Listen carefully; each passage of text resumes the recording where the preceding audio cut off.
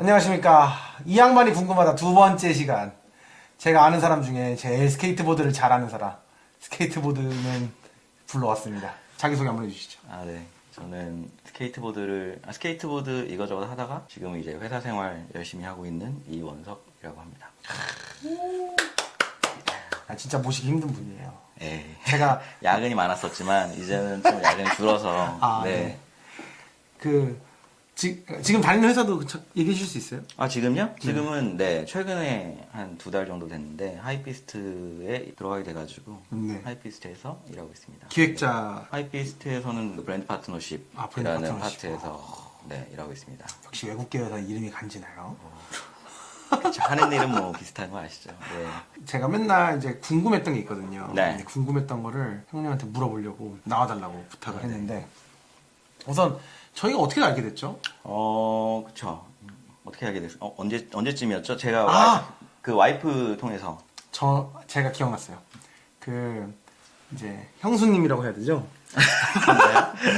그러니까 사실은 형님보다 형수님이라고 불리는 그 친구랑 저랑 이제 친구인데 훨씬 더 맨날 오래 알았어요. 근데 이제 같이 걷는 운동 같은 거를 계속 해서 살을 빼는 중이었는데. 그래요? 그런 것도 있었어요? 같이. 그래요? 그래서 한 2주에 한 번 정도는 그 홍대에서 고터까지 걸으면서 잡담을 졸라 했어요.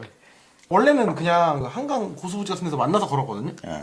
근데 갑자기 브라운버스 2층에서 만나자고 그랬어. 홍대 브라운버스. 네네네. 카페 맞죠? 있었을 때. 그래서 거기 가서 갑자기 남자친구라고 소개해줬어요. 그랬었나? 그래서 이제 거기서 알게 되고 이제 알고 보니까 기억난다. 제가 주변 사람들한테 이렇게 소개하거든요. 스케이트보드계 소울스케이프다. 에이, 그런 건 아닙니다. 네. 그냥 이제 저는 한때 이제 인더스트리에 있었지만 이제는 그냥 스케이트보드를 즐기기만 하는 사람이고요. 스케이트보드에 깊게 관여됐다가 네. 이제 기획자로 일하고 있다. 네네네. 그 정도로. 네, 그렇습니다. 그래가지고 이제 제가 궁금한 걸 물어보려고 근데 연락을 했는데 우선 형님에 대해서 좀 궁금해요. 저도 사실 디테일하게 알지는 못하거든요.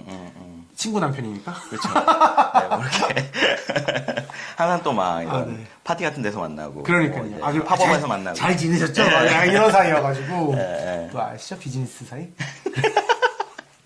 궁금한 게 형님 원래 그러면 스케이트볼 어떻게 타게 되셨어요? 사실 저보다 조금 더 나이가 있으시니까 그때는 더 그런 컬처에 접근이 어려웠잖아요. 네네네. 이제 스케이트보드 저는 이제 한 98년, 9년 그때쯤 타기 시작했었는데. 와, 98년.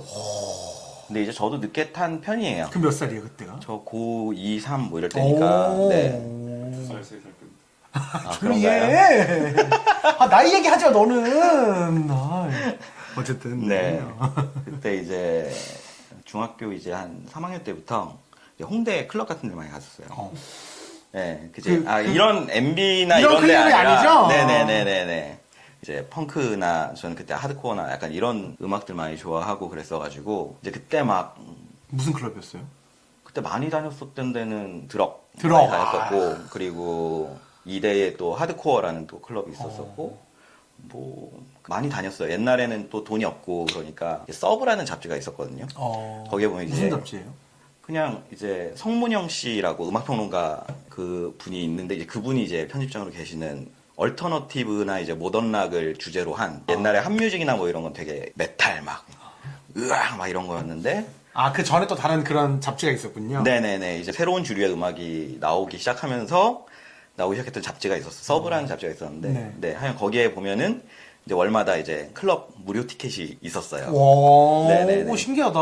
네네네 그래가지고 그런 거 많이 다니고 뭐 그러면서 게임 잡지에서 게임 CD 주는 것처럼요. 네 그쵸. 네 공짜 CD도 들어있고 네네네 그때 이제 음악 엄청 많이 듣고 막 그럴 때였기 때문에 그냥 클럽 많이 다니고 막 이제 공연 같은 거 막 이제 보고 이제 밖에 나와 있고 그러면은 이제 거기에서 공연했던 형들이 앞에 막 스케이트볼 타는 거예요.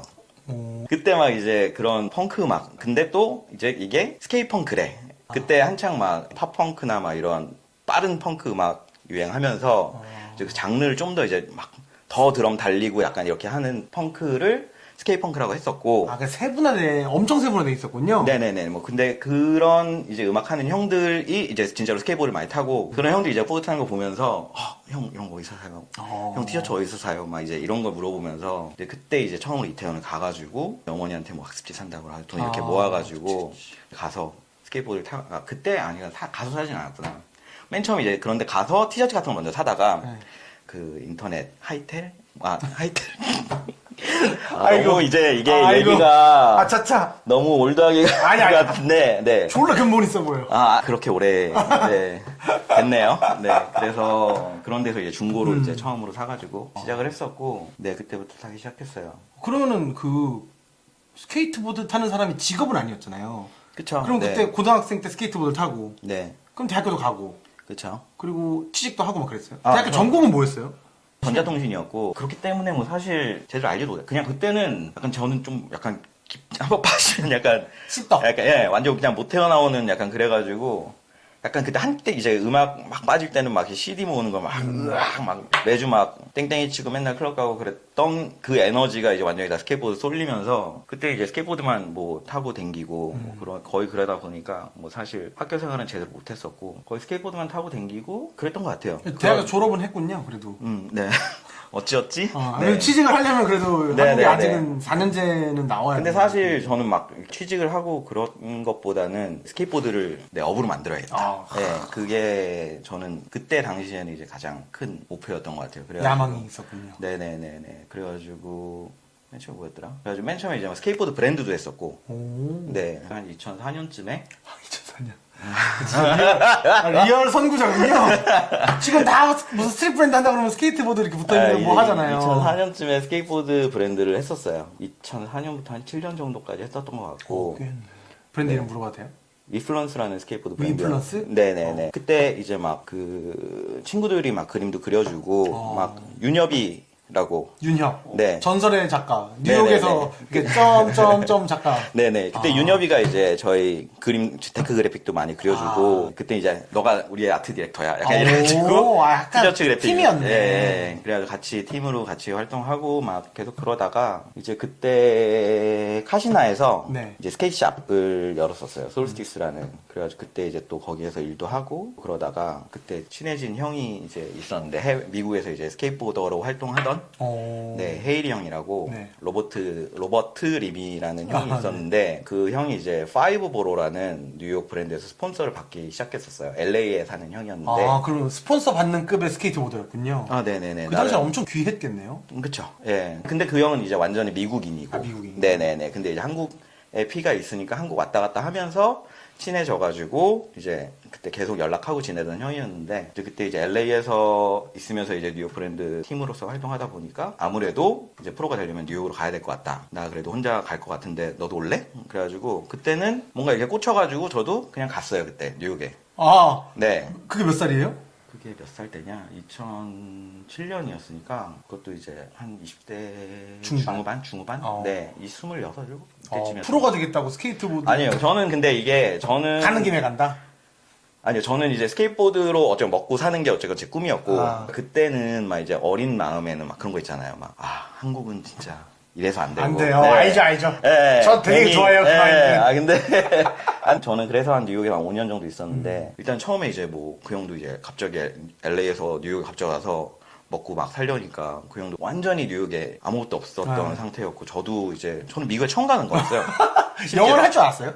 영어 그냥 한국에서 가르쳐주는 영어. 미군 부대 친구들이랑 뭐 그냥 보드 탈 때 하는 영어 정도였고 어쩌면 저도 간 이유는 한국은 뭐 이러니까 나는 미국에 가서 뭔가 진짜 스케이트 인더스트리에서 일을 해볼 거야. 뭔가 이래가지고 이제 그 솔스틱스에서 한 1년 일한 돈을 열심히 모아서 간 거죠. 부모님 저는 가겠습니다. 네, 제가 알아서 먹고 살게요. 이러면서 갔어요. 멋있다. 그냥 뭐 호기롭게 그냥 빵이 진짜 개쩔었네요. 그때는 그런 게 멋있는 줄 알았고 네. 아니 멋있잖아요 지금도. 아니요. 그냥 재밌었어요. 네. 그래서 졸라 고생하고 네. 무슨 일에서 밥 먹고 살았어요 거기서? 그때 뭐 서브웨이에서 알바하고 진짜 리얼이구나. 네. 그래가지고 그렇게 좀 살다가 거기서 이제 일을 이제 정식적으로 하려면 어쩌 학교를 나와야 될 것 같아가지고 거기서 학교를 다녔었죠. 미국에서 또 학교를 나왔어요? 네네네네네. 네. 대학교? 네, 대학교를 또 갔고 그랬는데 또 이제 거기서 한 5년 있다가 이제 또 한국에서 카텔이라는 그 에이전시에서 레드불 이제 디자이너로 할 텐데 이제 스케이트보드 같은 거 많이 할 것 같다. 그럼 스케이트보드 한번 일을 해볼래? 라고 해가지고 그때 근데 또 제가 유학 생활 때 아무래도 유학생이 굉장히 적적합니다. 네. 네, 이게 미국 친구도 없고. 뭐 친구 있긴 하지만 이게 막 한국도 바이브랑 또 달라요. 그런 좀 시간이 많다 보니까 그때 이제 시작했던 게 데일리 그라인드라는 블로그였어요. 아, 그때도 블로그 했구나. 네, 맨 처음에 이제 그냥 제 개인 블로그로 시작을 했었고. 한국말로 된 블로그. 네네. 개꿀이네. 스케이트보드인데 뉴욕을 설명하는데 그걸 한국말로 하면 관심이 졸라 세지. 그런 거보다 그냥 라이프 로그 같은 거였어요. 아. 네, 그때 막 한때 막 블로그 유행 많이 할 때. 예, 네이버로 예. 했어요? 아니요, 그때 그냥 제가 사이트 만들어서 했었어요. 오. 예, 예, 예. 그래가지고 이제 그거를 하다가 이제 좀 그걸로 뭔가 좀 해볼 수 있을 것 같다라는 생각이 또 들기도 했어요. 왜냐하면 이게 맨 처음에 블로그로 시작했다가 커뮤니티로 이제 좀 발전이 됐거든요. 사이트 만들었으니까 뭐 게시판도 만들고 막 이랬나 보다. 네네네. 그때 이제 한국에 커뮤니티 사이트가 있었는데 그때 사라졌었어요. 이름이 뭐였어요? 플래틴이라는 아, 또 이 스케이트보드 커뮤니티, 그러니까 한국의 유일한 커뮤니티가 있었는데 그때 어쩌면 사라졌었고, 그러면은 내가 그냥 이거를 좀 더 발전시켜가지고 해보자 라고 해가지고 이것도 하고 한국에서 월급 받으면서 뭐 이제 스케이트보드 관련 일도 하면은 개꿀? 약간 이렇게 해가지고 학교 한 3학년 때 이제 그냥 온 거죠. 한국으로 돌아왔군요. 휴학을 하고. 그럼 진짜 여기서 잠깐 카텔이라는 데를 잠깐 소개해 주실 수 있어요? 카텔은 카텔은 이제 한국의 이제 비보이 대회 중에 R16이라고 있어요. 스트리트 댄스. 전설의. 네네네. 그거를 이제 메인으로 했었던 크리에이티브 에이전시고. 그럼 바이스도 했었고, 이제 그런 비보이 컬처 베이스로 해가지고, 그 형들도 이제 비보이 대회를 여는 걸로 시작을 했었고, 예, 그래가지고 이제 R16이라는 대회가 생겼고, 이제 그걸 베이스로 이런 컬처 마케팅이나 이런 쪽으로 영향을 좀 많이 펼치면서 레드불도 하게 되고, 뭐, 그랬죠. 네, 그래서 형님은 거기에 이제 다 연결이 있었으니까 네네네네. 한국 가자 해서 그냥 대학교 또 졸업 안 하고 갔군요. 네네네. 그래서 또 그냥 꽂히면 또 그냥 가니까. 네. 대부분 잘 되는 사람들은 꽂히면 가더라고. 근데 모르겠어요. 꽂히면 뭔가 이렇게, 재밌겠지? 뭔가 이렇게 좀 긍정회로가 이렇게 그쪽으로 막 확 꽂혀가지고. 그게 몇 년도예요? 저는 형님이 커리어를 카텔부터 알았어요. 저 2012년, 뒤에서 수건됐어요. 2007년 출신이잖아. 그래요? 카텔 뭐, 그냥 별거 아닙니다. 네, 조금만 해서. 어쨌든 네. 네, 이제 그 카텔을 다니다가, 한 4년 약간 안 되게 다니다가, 이제, 데일리 그라인드가 이제 좀, 이걸로써 뭔가 그때도 이제 광고가 들어오기 시작하니까 이걸 좀 더 이제 풀타임으로 해보고 싶다라고 해가지고 나온 거죠. 이걸 이제. 그러니까 커뮤니티가 거의 매거진화되고 네네. 플러스 나는 에이전시에서 일해와서 이제 클라이언트랑 네네네. 일하는 것도 스킬도 생겼겠다. 이제 붙이면 네네. 되겠구만. 딱 네네네네. 그랬네요. 그래가지고 갔는데 쉽진 않죠. 네. 그래가지고 광훈이라는 지금 이제 데일리 그라인드를 하고 있는 네네. 광훈이라는 친구랑 회사를 둘 다 박차고 나와가지고 차렸구나. 네. 시작 해보자 이렇게 해서 차리고 몇 년 하다가 아무래도 저는 이게 또 너무 스케이트보드 모르겠어요. 이제 좀 에너지가 좀 떨어진 제가 제 네. 자신이 좀 많이 떨어진 것 같다. 이게 스케이트보드로 이렇게 하는데 뭔가 내 이상은 뭐 이만큼인데 뭔가 그만큼 따라주지 않는다는 생각이 좀 그때는 좀 강하게 들어가지고 미국에서 학교를 다닐 때는 이제 마케팅 전공이었거든요. 네네네. 그래가지고 나는 이제 그래도 또 그때 마케팅 공부도 했었고 이걸로 좀 더 뭔가 좀 이런 브랜드나 이런 거에 대한 이런 빌드업이나 이런 것도 좀 들어가서 뭔가 좀 경험해보고 싶다는 욕심도 있어가지고 데일리 그라인드를 광훈이한테 물려주고 저는 나온 거죠. 그래가지고 이제 스타트업 같은 데 다니고 그러다가 에이전시도 다니고 광고회사도 다니고 그래서 결국에는 최근에 이제 하이피스트로 들어와가지고 일을 하고 있습니다. 좀 길었네요. 이게 아니요. 2000년 몇 년부터 갔나요? 필립에 비해서는 되게 짧아요. 그래요? 네. 일부였죠. 네. 그래서 좀 궁금한 게 뉴욕에서 네. 어떤 걸 느꼈는지가 좀 궁금해요. 왜냐면은 다들 지금은 조금 나아졌어요. 글로벌에 있는 게 한국으로 막 물밀듯이 들어오고 문화만 들어오는 게 아니라 파운더들이 이런 사람들이 한국에 진출하고 싶어하는 니즈가 엄청 큰 게 한 작년 재작년부터 코로나 때쯤부터 그렇게 되는 건데 그때는 그냥 슈퍼 사대주의잖아요 우리. 오 마이 갓 머더퍼커 뉴욕 머더퍼커 이거였잖아요 사실. 그렇죠. 아니 저도 힙합 음악 좋아하고 패션 좋아하면 그냥 그랬거든요 사실.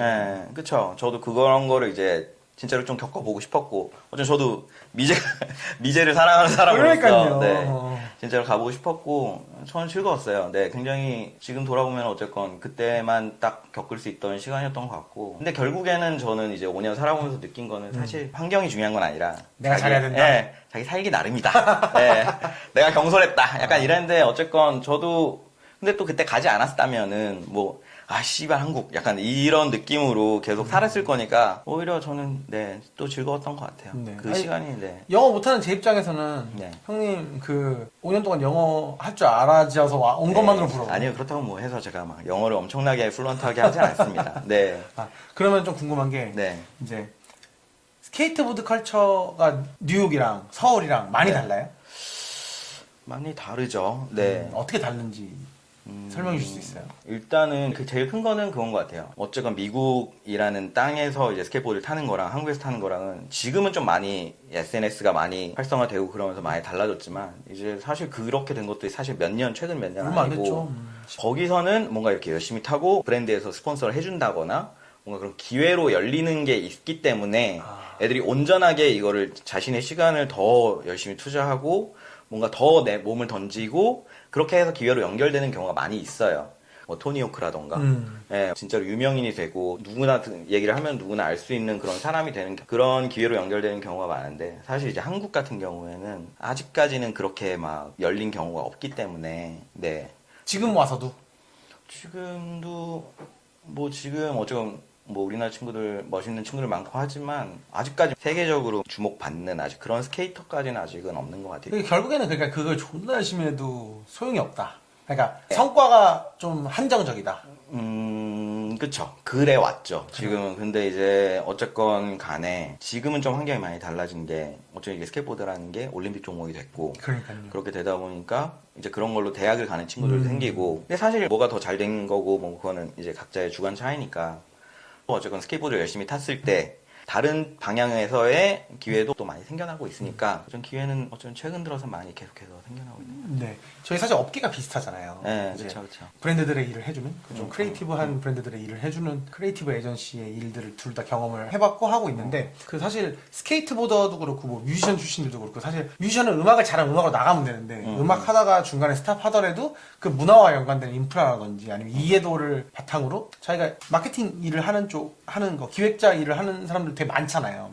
그리고 저는 스케이트보더로 먹고 사는 게 이제 스케이트보드 베이스에 브랜드를 해서 그걸 매출을 늘리는 방법이 있다고 생각했고 아니면은 이제 네. 회사를 들어가려면 이제 네. 이런 형님이 약간 제일 좀 대표적인 케이스라고 저는 생각하긴 했거든요. 근데 지금은 스케이트보더만으로도 그러니까 보드를 타는 행위만으로도 먹고 살 수 있는 게 열렸어요 한국에서. 아직까지는 아닌 것 같아요. 아직 아니에요? 네네네네. 그래도 어쨌건 레드불이 한국에서 많이 할 때는 제이슨 초이라는 친구가 월급도 받고 브랜드 앰베서더로 이제 꽤 오래 활동을 했었는데 근데 그것도 없어졌고. 네 지금은 이제 진행되지 않고 하다 보니까 아직 막 우리나라에서 프로 스케이터라고 해가지고 뭔가 이걸로써 생계를 그냥, 이어나갈 예, 만큼은 뭔가 안 그냥 예, 평균 이런 샐러리 정도까지 받는 친구들은 아직은 네, 없는 게 사실이긴 하죠. 네. 데일리 그라인드 좀 궁금한데 네네네. 제가 서사무엘이라는 친구랑 일했을 때 그 네. 친구는 진짜 스케이트보드를 생각보다 되게 열심히 탔잖아요. 그래서 데일리 그라인드 저는 사실 스케이트보드 아니니까 나 아는 형 중에 데일리 그라인드라고 뭐 네네. 그런 잡지 않은 사람이 그때 있어. 왔었죠. 그래서 네, 사무실. 너무 충격을 받은 거예요. 나 맨날 본다고. 나 어렸을 때부터 맨날 봤다고. 그러면서 이제 막 만나고 그랬잖아요. 네네네. 그만큼 스케이트보드들한테는 거의 유일하잖아요. 한국에 데일리 그라인드밖에 없죠. 예, 지금은 그렇죠. 아예 대체되는 게 하나도 없어요. 작은 것도 없어요. 지금은 없는 것 같아요. 어. 네네네. 그리고 사실 형님 나가고 나선 것 같긴 한데 동대문에 그 훈련하는 공원 그것도 막 정치인들이랑 만나서도 얘기해가지고 그쵸, 결국엔 그쵸. 살리기도 하고 네네네. 그런 약간 대변자들이 한국에 진짜 거기밖에 없는 것 같긴 하더라고요. 그렇죠. 그런 커뮤니티 역할이 굉장히 중요하긴 해요. 예. 근데 어쨌든 지금 그냥 유일하게 있는 커뮤니티고. 그리고 네. 사실 그냥 지나다니는 사람들 그 공원 지나다니는 사람 보면은 다 자꾸 거기 벽에다가 뭘 자꾸 나무 판자를 타고서 막 긁고 막 어르신들은 이해할 수 없긴 하잖아요. 사실. 네네네네. 그런 것들이 어쨌든 풀리긴 풀려야 되니까. 네네네. 거기 어떻게 보면 이제 동대문에 관광객들이 엄청 많이 오니까 네. 거기가 버스 세우기엔 가장 좋은 장소거든요. 그렇기 때문에 이제 거기를 계속 주차장으로 만든다는 얘기가 밀고 주차장 하려고 그러는구나. 예, 거기에 민원이 많이 들어와요. 거기 그럴만해요. 주위에 막 호텔도 있고 막 오피스텔도 있고 그러다 보니까 민원이 워낙 많이 들어오니까 눈에 가시긴 하겠죠. 거기도 위기가 여러 차례 있었는데 그때마다 어제 스케이터들이 잘 모여가지고 네, 그렇게 잘 해나갔죠. 아니 그 하라주쿠에서 시부야 넘어가는 길에 네. 오른쪽에 공원에 막 타고 있단 말이에요. 그런 거 보면 저는 관광객 입장에서 되게 멋있고 사진 찍게 되고 그냥 그게 약간 그 하라주쿠 시부야 신주쿠 거기를 멋있게 느끼게 해주는 포인트였는데 그 라이온바 맞은편에 있는 아, 네네네네. 그런 거 보면 필요한 것 같긴 한데 지금 와서는 더 필요한 것 같긴 한데 또 싫을 수 있죠. 네. 98년부터 그거를 보고 계셨잖아요. 스케이트보드, 그리고 락, 서브컬처들. 90년대에는 좀 없었지만 이후에 막 힙합도 생기고 그게 완전 주주가 되고 락도 사실 뭐 노브레인, 네네, 그쵸. 크라잉거 다 그때 그쵸, 한참 그쵸. 네. 시작했던 팀들 아니에요? 네네네네. 그걸 이제 주류가 되는 과정까지 다 지켜봤잖아요. 네네. 그럼 보면서 느끼거나 시사하는 바가 있었어요. 일단은 스케이트보드라는 것 자체가 굉장히 이 카운터 컬처에서 시작된 반문화적인 문화였고, 이제 지금은 올림픽 스포츠로 될 정도로 완전히 이제 주류가 된 그거잖아요. 아무도 거들떠보지 않았던 완전히 그냥 카운터 컬처? 어떻게 보면 되게 약간 힙스터적인 그거잖아요. 그런 문화에서 이제 지금은 완전히 다 주류로 굉장히 되고, 어쨌든 지금의 크라이너스의 모습과 노브레인이나 크라이너의 모습과 옛날에 막 드럭에서 공연했던 그 모습과 되게 다르지만, 아예 다르죠. 네. 근데 또 그렇다고 그 형들이 막 완전히 막 변절하고 또 이런 건 아니잖아요. 맞아요. 네네. 그런 형들이 어쨌건 이 펑크의 그 본질적인 모습은 또 가지면서 활동하고 계시고, 어쨌든 그런 거 보면 되게 고맙고. 스케이트보드도 비슷한 것 같아요. 뭔가 굉장히 주류의 문화는 됐지만 또 그런 모습만도 있는 건 아니거든요. 진짜로 열심히 타고 뭔가 그래서 계속해서 아웃풋을 만들어낸 친구들도 있고, 겉에서 이것만 봤을 때는 또 스케이트보드 되게 변질된 거 아니야? 루이비통에서 슈프림 나오고 막 그랬던 것도 누군가 봤을 때는 스케이트보드 완전 마탱이 같네? 어쨌건 그 이후로 굉장히 이대에서는 막 그 디올 막 패션쇼에 막 스케이트보드 타고 굉장히 한때 하이엔드 브랜드랑 막 스케이트보드가 굉장히 막 붙어 있었죠. 이렇게 하고 하면서 주류 문화로 굉장히 꺼내졌단 말이죠. 그렇다고 해서 그게 무조건 나쁜 거냐라고는 저는 또 생각은 안 해요. 예. 그냥 어쨌건 간에 이 루이비통 같은 경우도 이제 버젤이 하면서 루시안 클락이라고 팰리스에서 스폰서 받는 그 친구한테 굉장히 크레딧을 많이 줬어요. 스케이트보드 모델도 만들어주고 네네네. 그 신발 저도 그래서 샀거든요. 그러니까요. 나 그거 못 샀어. 비싸더라고요. 근데 지금 네. 사길 잘했던 것 같아요. 맞아요. 근데 문제 터졌어요. 근데 그게 어쨌건 굉장히 상징적인 신발이죠. 네. 역사적인 신발이에요. 제 생각에. 제품이었다고 생각해요. 스케이터 컬처적으로나 이게 완전히 반대의 만남이잖아요. 그런 거에서 되게 의미 있던 제품이라고 생각을 하고, 어쨌든 그게 좀 굉장히 상징적이었던 그게 아닌가. 모멘텀. 네. 근데 그런 게 굉장히 어쨌건 좋다라고 생각하는 거는 그만큼 크레딧을 줬거든요. 그 스케이터한테. 예, 그만한 크레딧을 주고 그만한 대접을 해주고 그렇게 하면서 리스펙과 이게 서로에 대한 존중이 있으면서 같이 시너지를 본 거기 때문에 오히려 저는 좋은 것 같아요. 사실 버지라블로는 네. 그 스트릿 컬처를 어렸을 때부터 향유했어가지고 힙합이나 뭐 흑인 컬처들이나 스케이트보드 서브 컬처들을 자기가 어떻게 돼야 되는지 아주 정확하게 네. 완벽하게 알고 있는 사람이라고 생각하거든요. 그래서 사실은 끝까지 간 거고. 근데 제 기억에 존나 저 스케이트보드 오타쿠들이 보면 졸라 싫어하겠다 싶은 문화의 지점들이 있었어요. 근데 예를 들면 그 GD가 네. 솔로 앨범에서 뮤직비디오 한참 유행하던 페니보드. 페니보드 막 뒤에 세워놓고 막 이러던 그 장면이, 저는 이제 또 힙합 오타쿠니까 네. 그때 사실 래퍼들이 GD 욕한 사람과 옹호한 사람과 막 나눠져 있었는데 저는 GD가 존나 팝으로 존나 잘한다고 생각하지만 그 전에 다른 힙합 했던 사람들이랑 다르다고 생각했지만 그래도 그 스케이트보드 이렇게 타고 하는 건 약간 페이크 포저 같다는 생각을 하긴 했거든요.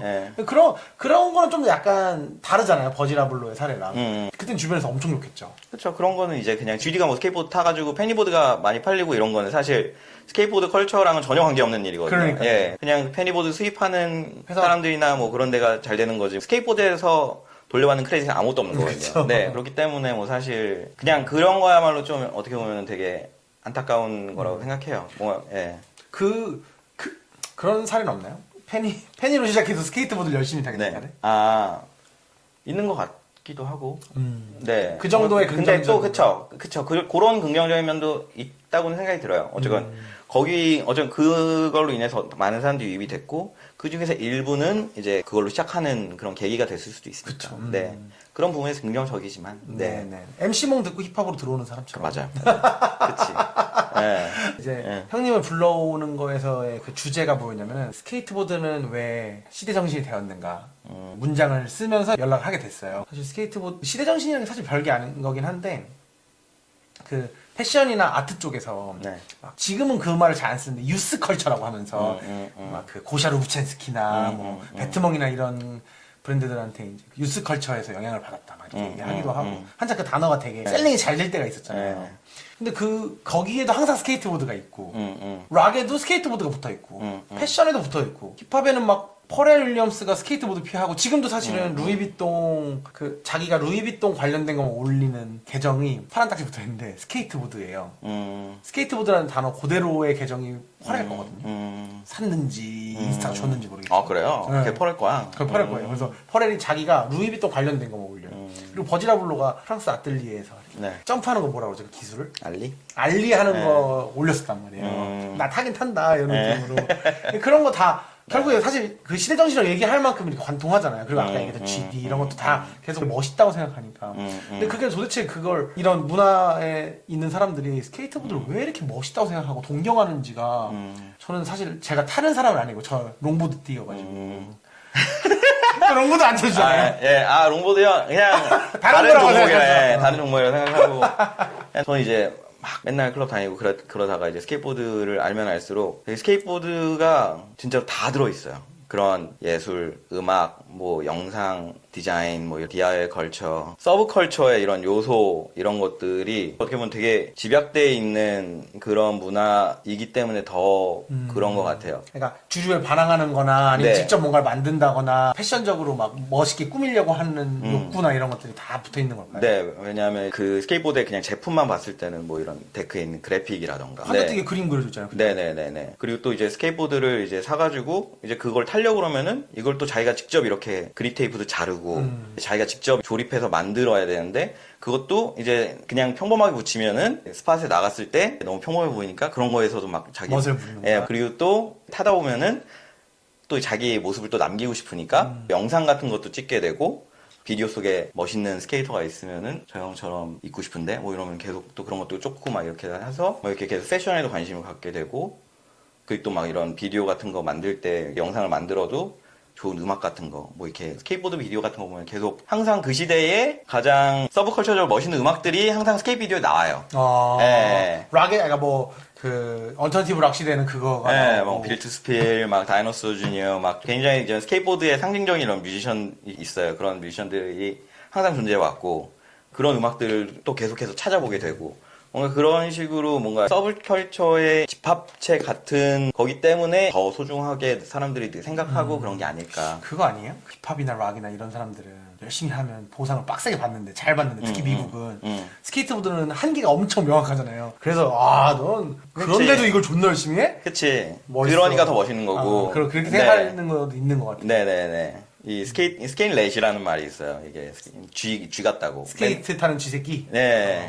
네. 그러니까 막 그냥 맨날 옷 꼬질꼬질하게 입고 맨날 이렇게 맨날 스케이트보드 맨날 타고 다니고 뉴욕에 이제 막 지하철에 쥐 같이 그냥 스케일렛이라는 말이 있듯이. 자기 비하의 용어예요? 아니면은. 아니 그냥 그렇게 해서 스케일렛이라는 브랜드도 있고 막 그랬었어요. 그래가지고 뭔가 그런 애티튜드나 막 그런 게 어쩌면 결국에는 더 네. 사실 그런 뭐 카운터컬처, 서브컬처의 범위 안에 들어있는 지금은 또 다 주류이기도 하지만 그런 데서 시작한 사람들이 잘 돼서 때깔이 변하면 또 멋이 없다고 생각하기도 하잖아요. 사실 그거 나름의 새로운 멋이나 크리에이티브를 계속 만들어야지 네네네네. 계속 올라가잖아요. 네네네. 근데 스케이트보드는 그거에 아주 되게 최적화된 그쵸. 문화여서 네네네. 그런 것 같기도 하고 참. 네. 아직까지 배고프니까 더 그런 것도 아니 근데 이제는 스케이트보드 막 안 배고파요? 근데 모든 컬처 다 비슷한 것 같아요. 옛날에 그래피티나 막 이런 막 펑크 뮤직이나 막 힙합이나 옛날에는 다 그냥 완전히 그냥 예 그랬다가도 지금은 이제 또 그 모습이 아니잖아요. 힙합은 뭐 죽었어 뭐라고는 하지만 그렇다고 해서 그런 사람들만 있는 것도 아니고 네 어딘가에선 또 이 모습 그냥 이 원류대로 계속해서 흘러가는 친구들도 항상 존재하는 거기 그쵸, 때문에 뭐 힙합이 항상 죽었다고 누구도 그렇게 얘기할 수는 없잖아요 한편으로는. 그렇죠. 나스가 얘기한 지도 10년이 넘었어요 지금 벌써. 네, 죽지 않죠. 스케이트보드도 네 아무리 뭐 올림픽 스포츠가 되고 아무리 주류 문화가 됐다고 해도 그냥 그 갈래가 더 뻗어나간 것 뿐이지 어쩌면 결국에는 이 기둥은 어쩌면 존재하는 거니까. 네. 그러면은 궁금한 게 또 있는데 스케이트보드 출신 기획자로서 크리에이티브 에이전시도 일하고 매체 기반의 크리에이티브 에이전시들도 일을 하는데 좀 다른 게 있어요. 뭐 예를 들면 반스나 뭐 그런 브랜드들이랑 일하게 된다면 네. 분명 일한 적이 있으신 걸로 저는 알고 있는데 네네네. 그런 스케이트보드 브랜드들이랑 그 좀 달라요. 커뮤니케이션 하는 거에 대한 이해도나 이런 거에 대해서 좀 뿜뿜해줄 수 있는 게 있어요. 그쵸. 제가 데일리 그라인드에 일할 때는 완전히 그런 데만 오는 거지. 네네네. 저는 그렇게 해서 뭐 대회를 운영한다거나 뭐 이렇게 시딩을 한다거나 뭔가 이런 일들은 많이 했었고. 컨버스도 스케이트보드 행사를 성수동에서 했고 네네네. 반스는 신당역 지하에서 아, 멋있었다. 진짜 멋있었죠. 스케이트보드를 타게 만들고 그런 것들 보면서 저는 스케이트보드를 잘 알지 못하잖아요. 뭐 기본적인 건 알죠. 이런 그 데크라 뭐라 그러죠? 네. 타는 거? 하프파이프. 뭐 그런 거 네. 만들려면 누구한테 연락해야 되고 막 네네네. 그런 건 알겠어요. 네. 근데 그거를 진짜 스케이트보드 타는 사람들 보기에 진짜 멋있는지 안 멋있는지 저는 사실 판단이 안 되거든요. 내가 이걸 기획한다고 해도 물론 기획해본 적 없긴 하지만. 네네네. 근데 이제 그런 데서는 확실히 형님이 큰 강점을 가질 것 같다고 항상 생각하긴 했거든요. 아, 네. 그때 이제 데일리 그라인드 있을 때는 그런 쪽으로 많이 했었고, 완전히 이제 스케이트보드 그런 거였으니까. 그런 일을 또 하고 싶진 않으세요? 이제는 모르겠어요. 지금은 더 많은 브랜드랑 좀 다양하게 일을 해보고 싶어서 나온 거기 때문에, 뭐 가끔씩 해보고 싶을 때도 있는데, 이제는 그런 걸 또 열심히 하는 친구들이 따로 있으니까, 그거는 그거대로 하는 거고, 저는 그냥 저대로 한다고 생각하고 있어요. 할 만큼 했다. 네. 그러니까 옛날에는 뉴욕 가는 건 스케이트보드로 밥 먹고 살래 하고 간 건데 또 이제 아, 네. 지금은 또 반대로 네, 더 이제는- 많은 경험을 하고 싶어 하고 하는 게 네네네. 인생이 흐른다는 게 사고 싶은 것도 많고, 아, 네. 아, 아. 돈 벌어야죠. 많이 네. 머니 그러면 마지막으로 스케이트보드 타다가 형님처럼 일을 하려고 하는 사람들한테 네네. 조언? 형님이 제일 선두주자 중에 한 명이니까 대부분의 스케이트보드들은 근데 이런 쪽 일 안 하고 그냥 다른 일 하는 사람도 많잖아요. 그냥 스케이트보드 타면서 뭐 이게 스케이트보드 음식점 업으로 한다든지. 연결이 잘 안 되니까. 근데 항상 스케이트보드 타는 친구들 보면은 어디서든지 열심히 또 잘해요. 스케이트보드 타다가 재밌는 거 하는 친구들도 많이 있거든요. 고미테라고 저기 예 아세요? 네. 예 뭐 하는 선배요? 합정에 국수집 있는데 어. 그 친구도 약간 미식에 미쳐가지고 메뉴 개발하면은 그냥 그거만 시즌 동안 팔고 이제 안 팔고 약간 그런 친구인데 어디 들어봤다. 예 그분도 있잖아요. 그 GDW 감독님도 전설의 네, 스케이트보드 맞아요. 아니에요? 네, GW의 그 지금 마더. 네. 네. 마더 하던 그 성욱이라는 친구도 원래는 이제 아 친구예요? 저보다 동생이에요. 아이고. 예. 근데 뭐 예. 아 그렇구나. 저랑 막 스케이트보드 막 같이 타고 그랬던 친구는 아니지만 어쨌건 옛날부터 알았던 그 친구도 어쨌든 그런 스케이트보드의 포인트 오브 뷰로 어쨌든 되게 그렇게 영상을 기가 막히게 원래 그 친구도 이제 스노우보드 필름 찍으면서 이제 그게 이제 발전돼가지고 업이 돼서 뮤직비디오 감성 그게 또 업이 되고 뭐 그렇게 어쨌든 스케이트보드의 포인트 오브 뷰로 접근하면 할 수 있는 게 또 굉장히 많다고 생각해요. 예. 슈프림이 젓가락 만들고 고미테님이 국수 만들듯이 네, 뭔가 좀 네. 다르게 볼 수 있는 여지가 있군요. 예. 그렇기 때문에 스케이트보드도 저는 창작 활동이라고 생각하거든요. 어. 다들 각자의 스타일이 있고 뭔가 타다 보면은 자기가 좋아하는 트릭도 생기고 스케이트보드는 그냥 경쟁이 아니라 각자의 꼴린 대로 타는 예. 그냥 막 그 작은 기획인 거지 뭔가가. 뭐 그냥 진짜 그림 그리듯이 뭐 수채화만 그려야 될 필요도 없는 거고 그런 거기 때문에 어쩌면 스케이트보드라는 거는 어쩌면 창작행위라는 저는 그런 생각을 하고 있고 그렇기 때문에 스케이트보드의 포인트 오브 뷰로 하면은 못할 게 없다. 예, 오케이. 저는 그렇게 생각은 들어요. 좆대로 해라. 예, 스케이트보드 타던 시절처럼 좆대로 하셔라. 예, 그게 그렇게 이제 하면은 조언이군요. 네, 굿 조언이네. 네. 그러면은 오늘 이 양반 여기까지 하도록 하겠습니다. 아, 네. 고생하셨습니다. 불러주셔서 감사합니다.